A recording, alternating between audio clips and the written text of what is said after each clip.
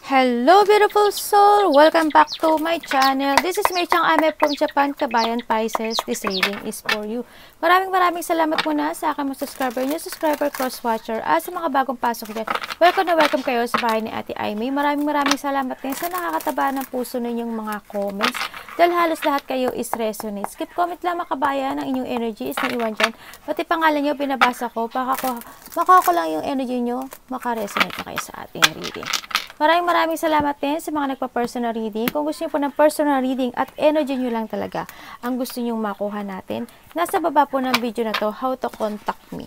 This is a general reading, Pisces Kabayan. Kuhanin mo lang ang sa iyo at itapon ang hindi naman para sa iyo. Maaring ito is a vice versa, maaring energy mo, energy ng person mo, o energy ng malapit sa puso mo. Maaring ito is related sa work, life, job, friends, yun na yun, no? And maaring nangyayari o mangyari pa lang. Okay, use your intuition. Lawakan po natin ang ating isipan. Hindi nyo po ito personal reading, kaya huwag kayo masyadong maapektuhan. Okay? Okay. This week, no? Mukhang may tao o may marireceive ka na message. Maaring sa nanay mo, makapag-usap, o may tao na lalayo, o ikaw ang lalayo ang nararamdaman, o lalayo yung pakikitungo mo, something ganun, o lalayo yung loob mo, yun. Ang layo, no? Yun, may tao, maaari makareceive ka ng message, o may message, text, ganyan, o may makapag-communicate sa'yo, maaring nanay mo, tita mo, ate mo, kuya mo, something ganyan, no? Na maaring masaktan ka. Hindi mo, maaring there's something mangyayari na ma-hurt ka, yan. Unexpected na may magaganap na ma-hurt ka, ganyan. Maari ma-depress ka, may hindi mapag-uusapan na hindi maganda, o magbibigay sa iyo ng intense o disappointment, ganun. Maaring something lungkot, conflict man yan, pag-uusapan, hindi lang siguro magkakaintindihan, or something pain, masasaktan ka as in. No?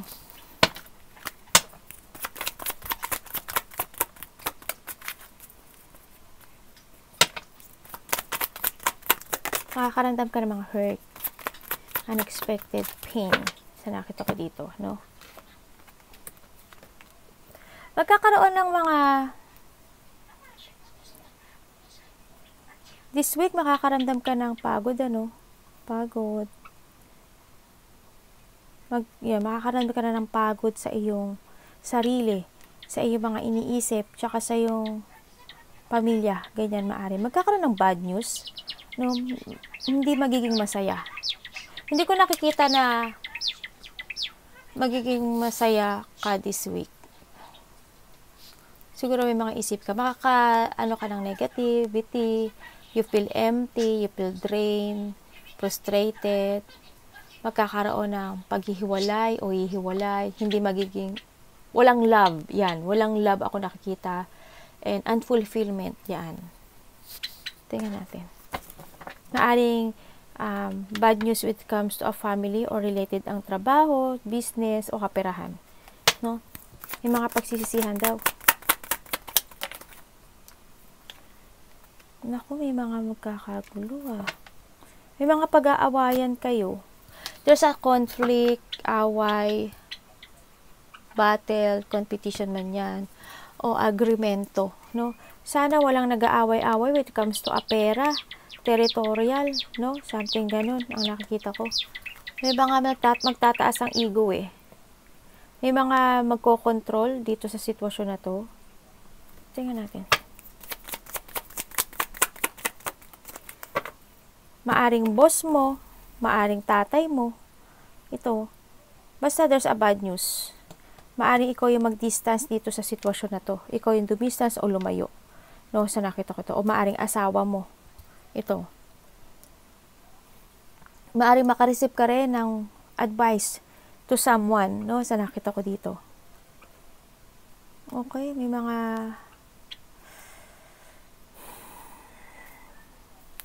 yan na nakikita ko. Para ikaw yung lalayo sa sitwasyon. Ikaw yung mag-decision, baka mag-distance ka na lang sa situation para hindi lumaki yung away. Kasi magkakaroon ng lack of control, lack of cooperation, mga matataas ang ego, agreement, ganyan.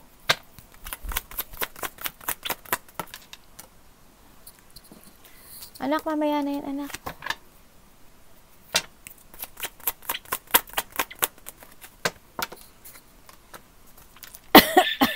Sorry. Baliktaran na.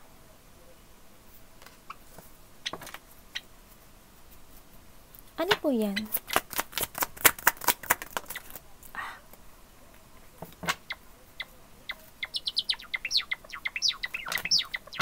Ano po yun?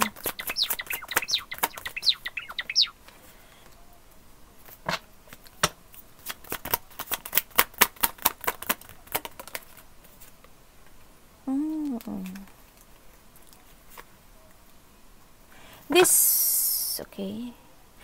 This week talaga, ang dami mong wini-wish, ano? Ang dami mong hinihiling na pagbabago. No? Ang nakikita ko lang dito din, parang nagiging mahina ka. Nakikita ko na walang movement. Gusto mo magbago na, halimbawa, gusto mong sundin yung nararamdaman mo, gusto mo magbago ng business, trabaho, or decisions in life with love, ganyan man sa iba. Pero hando yung sa part na nawawalan ka ng pag-asa, nawawalan ka ng lakas ng loob, no? Parang ang nangyayari dito, no-hold ka ng nakaraan. Kumbaga, nagkakaroon ng delay, or nagkakaroon ng blockage to make a new beginning sa'yo.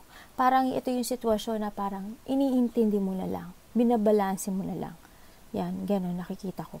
Then nakita ko rin na nagkakaroon ka na ng regret and self-doubt. Kumbaga, may mga failure ako nakikita, no, sa'yo. May mga decisions in life, or may mga mangyayari o nangyari sa buhay mo na ang outcome is disappointment at hindi maganda yung outcome. Kumbaga, may mga napili ka siguro na, anak, hindi yan kinakagat, mapuputot. Tapos may marimar naman ng anak ko, mawala na ng microphone si mami.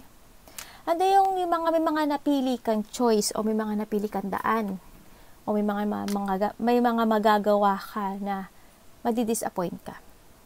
Hindi maganda yung outcome sa nakita ko dito. Maaring kung ikaw is gusto mo nga mag-change, o mag-travel, o mag-change ng path, it's a delay. May mga sitwasyon ako na parang nagiging patient ka. May mga sitwasyon ako na nakikita na pinag-iisipan mo, back and forth. Hindi ko alam kung gusto mo mag-retire, o gusto mo mag-i-withdraw ito. Handoon yung part na minsan gusto mo mapag-isa. No, nakita ko more on yung pag-iisip and pag-iisa, yan na nakikita ko sa'yo. Siguro it's time to heal, no, kung gusto mo magbago, ng pagbabago. Kasi delay lahat. Parang handoon yung part na nakikita ko na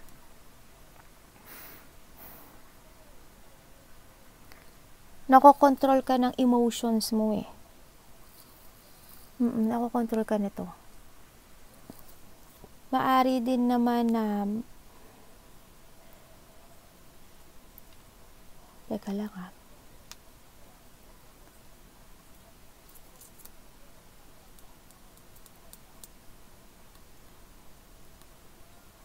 siguro kailangan mo lumaya dito, no? Kung may nag-o-offer sa'yo ng love or opportunity man ito, siguro i-grab mo siya sa nakikita ko.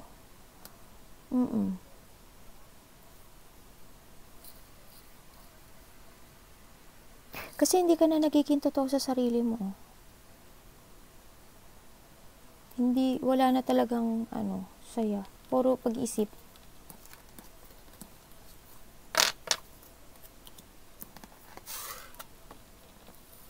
Iba dito, when it comes to a love, nakikita ko dito, parang hinihiling nyo sa taas na sana ibigay na sa inyo yung tao na para sa inyo. Ganyan.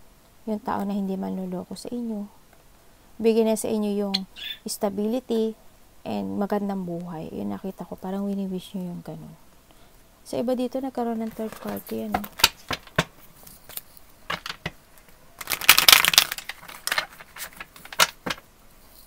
May nakita kong tao na very manipulative, dito. Abusado, nakasasaktan ka niya.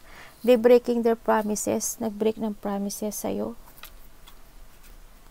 naging dishonest, hindi siya makatao. Hindi ko alam, parang inapi ka ba niya? Nakita ko, kinontrol ka niya.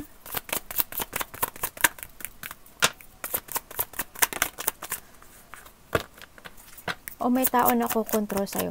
Kung ikaw is may nakilala na new person in your life, maaring kontrolin ka niya, mag-ingat lang din at huwag kang papatalo din, no? Huwag kang papa-under sa kanya.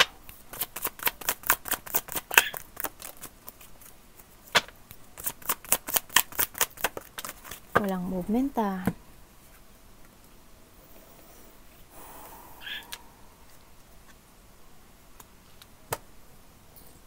Kakadoubt ka, no, sa sarili mo, negative again, nagkakaroon ng mga missed opportunity. May mga plano ka na hindi natutupad o hindi nangyayari. Hindi ka nagtatrust sa intuition mo.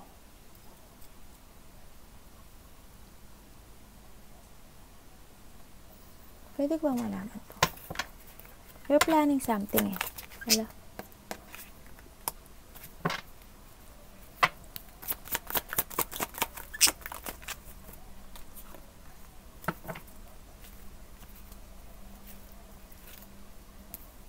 It's time to awake, ano? Kung alam mo sa sitwasyon mo na hindi nagiging maganda, ako nakikita.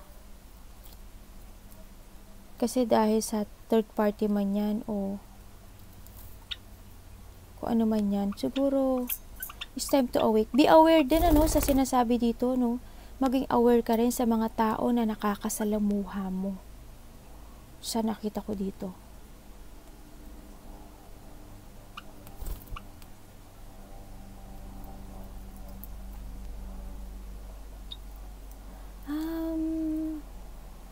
May mga few options ka na gustong gawin eh, na hindi ka makapili.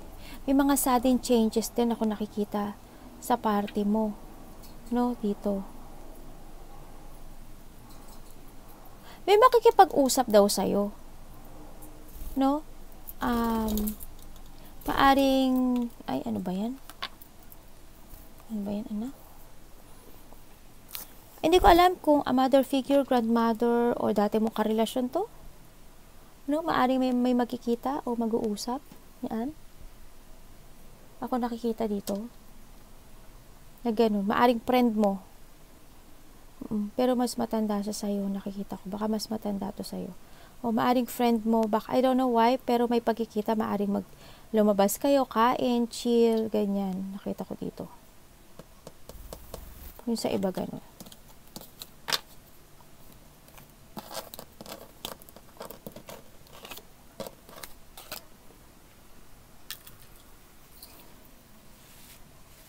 Anak, ang ganda nyo talagang anuhan si mami palagi ng ano. Nang pupunin nyo, anak. May mga pag-iisip this week, ano, ng mga nangyaring hindi maganda sa buhay mo, ganyan. May mga regret, may mga failure, ako nakikita sa'yo. Yung mga nangyari in the past, mangyayaring muli. Isipin mo kung ano yung mga nangyari sa nakaraan. Kasi, maaari may mga nangyari na in the past na nangyayari pang muli ngayon sa'yo, no? Yung mga problema na yun, yung struggle, no? Sa nakita ko dito. As in, may nakita rin ako na bad luck, no? This week, or maaring sa iba, nangyari na to. May bad luck ako nakakita. Nagkakaroon ng mga delay sa'yo. Ang tagal mo nang minamalas. Walang movement, walang ganda. Walang ganda, ate. Ano ba yun? Kasi may mga opportunity naman na ano, ikaw lang nagre-reject eh. Kaya ngayon pinagsisiya mo, maaari may mga in-offer sa'yo in the past o may mga idea ka na naiisip in the past to move or para iangat mo yung sarili mo pero nahando yun sa part na hindi mo siya nare-recognize. Hindi ka nagmo-move.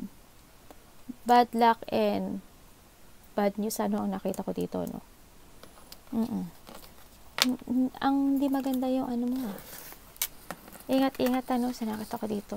Ang bagal nung process or ang bagal ng dating ng pera o ng growth mo sa nakita ko dito sa'yo, no? Walang movement, kailangan mag kilos-kilos.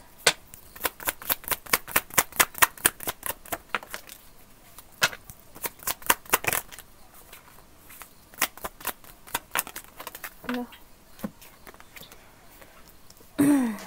Sorry, baliktad oh.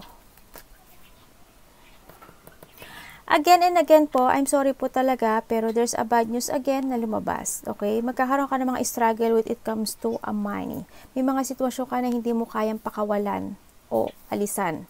No? Sa nakita ko dito. Kailangan mo pag-aralan.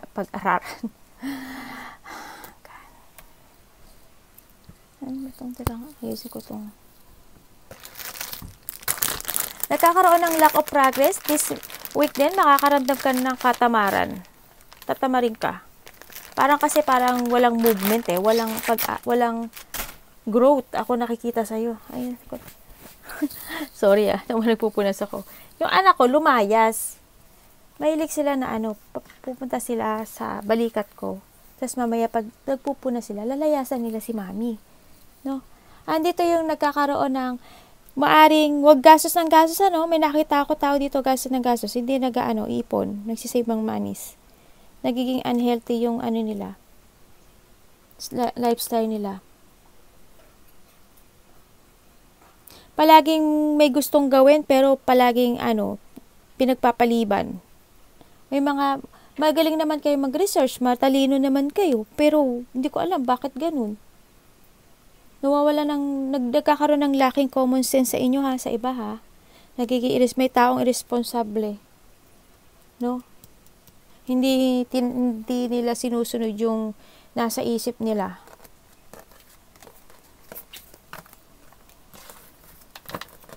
Puro emotion, puro lungkot, hindi alam ang gagawin. Puro pag-iisip every night, hindi nakakatulog, magtulog-tulog kayo.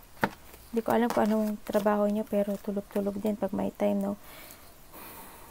Parang doon kayo sa part na kung saan lang kayo dali ng emotions nyo, doon lang kayo.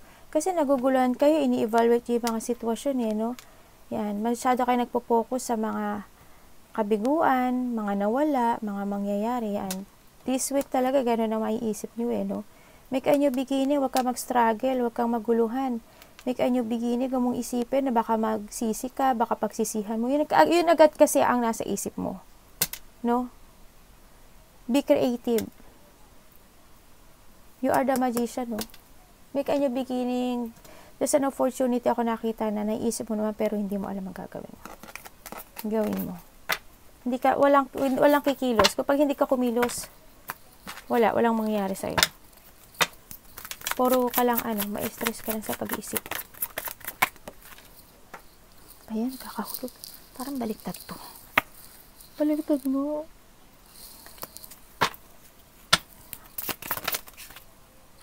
Nako. Sorry talaga. Makakaramdam ka ng stress. Ma-stress ka. Maaring may makipag-usap sa'yo or may malalaman ka, tapos may stress ka. Magkakaroon ng problema, ang dami mo responsibilidad, struggle, stress, responsibilities. Sa iba rin, nagkaka-delay sa inyo, nalalack of direction kayo, kahit may ideas naman kayo, naguguluhan kayo, hindi nyo alam kung paano mag-upisa at paano gagawin. Nagkakaroon ng yung iba dito, nagkakaroon ng, na-stuck. Nagkakaroon ka ng self-limiting sa pagkilos sa inyo. Nag-i-stay kayo sa problema, sa mga dinadala nyong responsibilidad or man yung problema na yan. Tama, we have the 10 of Wands and the 10 of Wands. So, masyadong mabigat yung mga pasanin nyo, no? Ando nakita ko na parang tumigil kayo May pagtigil. Kailangan nyo i-release yung pagiging tamad ng walang pagkilos. Hindi man kayo tamad yung walang kilos, walang movement. No? Kasi nakikita ko dito, may mga sinasakripisyo kayo o may mga ginagawa kayo na pointless, na walang magiging maganda. May nakita rin ako dito na mako-confine na. Ingat din, may mako-confine daw. Hindi ko alam, may mga lumalabo ang mata ba? Bakit nagbabaliktaran yung mo? Oh, God. Maaaring may mag-offer sa inyo. Ingat din kung may makipag-collaborate sa inyo or makikipag-business man yan or man yan. Oh my God. May mako-confine, paralyze, unexpected, may masasaktan. Maaaring may mag-offer sa inyo, masasaktan ka. May lungkot at iyak, conflict, away, unexpected, ito. Yung may mga sakit sa puso. Ingat. may mako-confine, ma-hospital para like something ganyan. No? Meron daw makipag-collaborate sa'yo. And then, nakikita ko dito, may dishonesty ha. Ingat, may corrupt. Yan, mag-ingat tayo.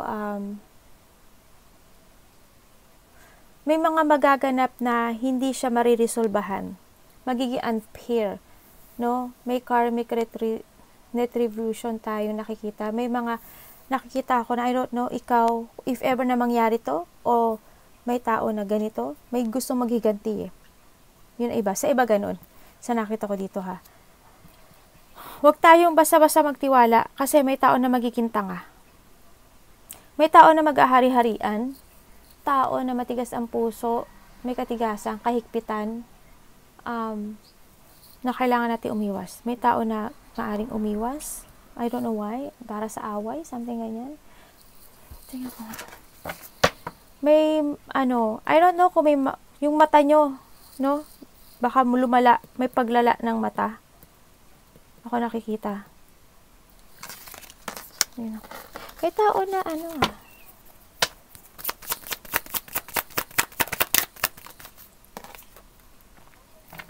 ingat tayo talaga sa makakausap natin na akala may mga tutulungan ka siguro o may kakatagpuin ka na baka na-attra ka dito o something ganyan. Sinungaling to ha.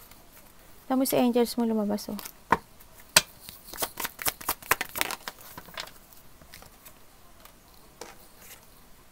If ever na may person in the past na babalik, no, na akala mo nag-chase sa'yo, mag-ingat ka. Hindi siya totoo. No? Maaaring may tao in the past na naging tanga ka sa kanya. Ikaw yung nag-chase, pero hindi. Maaaring apart of the family, sa trabaho man yan, o dati mo karelasyon to. May mga hindi pa nare-resolbahan in the past, no, na problema.